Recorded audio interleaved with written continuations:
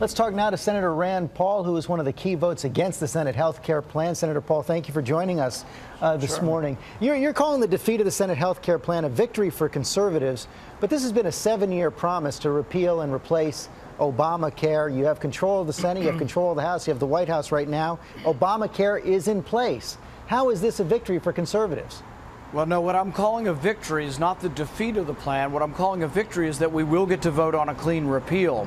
I've been advocating that we repeal Obamacare, all of it, and we're at least going to get a vote on a partial repeal, and that is a victory because I wasn't in favor of an insurance company bailout.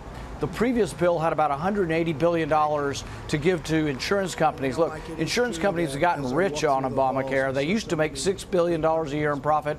They're now up to $15 billion a year in profit. We shouldn't be giving any taxpayer money to insurance companies, so I objected to that, but I'm actually in favor of and will vote to go to the clean repeal that's being proposed now. But Senator, as you know, there aren't the votes now for the clean repeal, and back in January, you warned against repealing without a replacement. You said that repealing that would risk the blame for the continuing unraveling of Obamacare. Yeah, so isn't that still the case? Yeah, I still favor replacement at the same time, but what we discovered is that Republicans don't agree on replacement. My idea of replacement is letting people join co-ops and letting people get the discount and leverage of getting lower prices by joining a big group.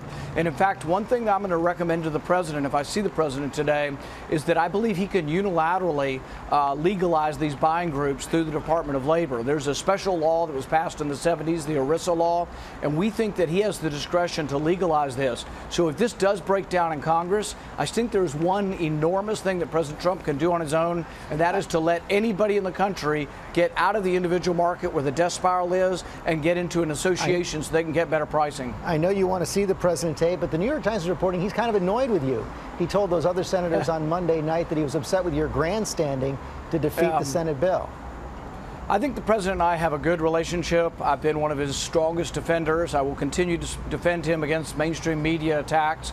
But on issues of substance like health care, he knows where I'm coming from. I've been here, ever since I ran for office. I was at the first Tea Parties saying that Obamacare was a mistake and we should repeal it, the whole thing. And I always wanted to replace it and still do, but I want to replace it with freedom, competition, legalize inexpensive insurance. I just don't want another big government program. And I'm also fearful, both politically and also from a point of view of policy, that if we keep parts of Obamacare in place, that the Republican plan will fail. And I'm really wanting Republicans to be saved from themselves, because if they take over health care and pass something that resembles Obamacare and doesn't work, then we will own a terrible and tragic health care system. And I don't think Republicans ought to own this thing. I agree with the president. Obamacare is a disaster, but it's the Democrats' creation, and all the problems of its unraveling belong to Democrats. Senator, our viewers, as you might imagine, are intensely interested in this, getting a lot of questions on Facebook, more on this subject than any other. And here's the one that's coming in more than any other. Dawn Polshewitz has an example. Why can't we all have the health care program that the senators and congressmen have? We are getting that question again and again and again.